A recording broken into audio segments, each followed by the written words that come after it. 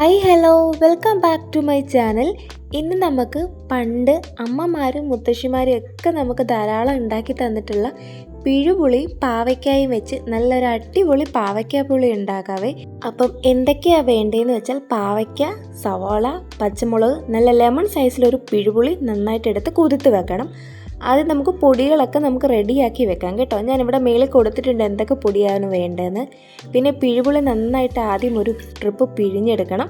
രണ്ടാമതൊന്ന് നന്നായിട്ട് ഇച്ചിരി കട്ടി കുറഞ്ഞ് നമുക്ക് കിട്ടത്തില്ലേ, സെക്കൻഡ് ടൈപ്പ് നമ്മൾ വെള്ളം ഒഴിച്ച് നന്നായിട്ട് പിഴിഞ്ഞെടുക്കണം. പാൻ ചൂടായി വരുമ്പം അതിലേക്ക് എണ്ണ ഒഴിച്ച് കടുക് താളിച്ച് ഉണക്കമുളകും കൂടെ ചേർക്കണം. കറിവേപ്പില ഉള്ളപ്പം നമുക്ക് അതും കൂടെ ചേർക്കാം. ഇനിയിപ്പോൾ കറിവേപ്പില ഇല്ലായിരുന്നു കേട്ടോ.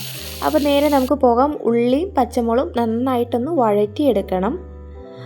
കുറച്ച് ഉപ്പ് നമുക്ക് ഈ സമയത്ത് ചേർക്കാവുന്ന കേട്ടോ. പുളി ആകുമ്പോഴത്തേക്ക് നമുക്ക് ഉപ്പ് മുന്നേ നിൽക്കുന്നാലും പുളിയായിട്ട് ബാലൻസ് ചെയ്ത് പോകത്തുള്ളൂ. അത് നമ്മൾ കുറച്ച് ഉപ്പിട്ട് കൊടുക്കണം ഇടയ്ക്ക്.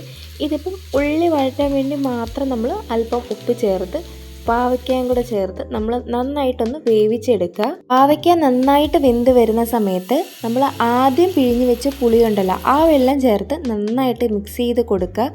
നമ്മൾ എടുത്തു വെച്ചിരിക്കുന്ന മസാല, അതായത് ആ പൊടികളെല്ലാം നമ്മൾ ചേർത്ത് നന്നായിട്ടൊന്ന് ഇളക്കി വഴറ്റിയെടുക്കണം കേട്ടോ. എന്നിട്ടിത് അടച്ച് വെച്ച് 10 മിനിറ്റ് വേവിച്ചെടുക്കാം. എപ്പോഴും ഈ പുളിവെള്ളം എല്ലാം പറ്റി പാവയ്ക്ക നന്നായിട്ട് വെന്ത് വരും.